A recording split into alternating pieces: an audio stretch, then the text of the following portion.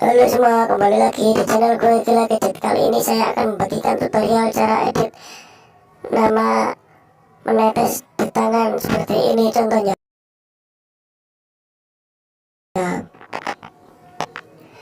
Untuk bahannya kita membutuhkan aplikasi Picsay Pro. Pertama kita buka aplikasi Picsay Pro, kita pilih get a picture, kita pilih galeri, lalu kita pilih mentahan tangannya.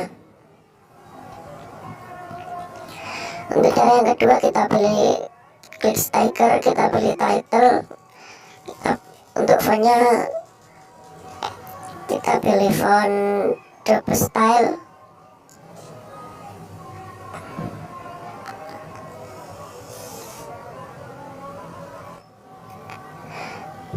Untuk warnanya kita pilih, kita klik yang ini, lalu kita cocokkan ke warna yang seperti ini, lalu kita tulis contoh seperti ini, kita klik centang, lalu kita perbesar, lalu kita paskan ke gambar agar terlihat seperti menetes, teman-teman. Oh ya, untuk font dan mentahan tangannya kalian download di link deskripsi video. Oke, cukup seperti ini hasilnya.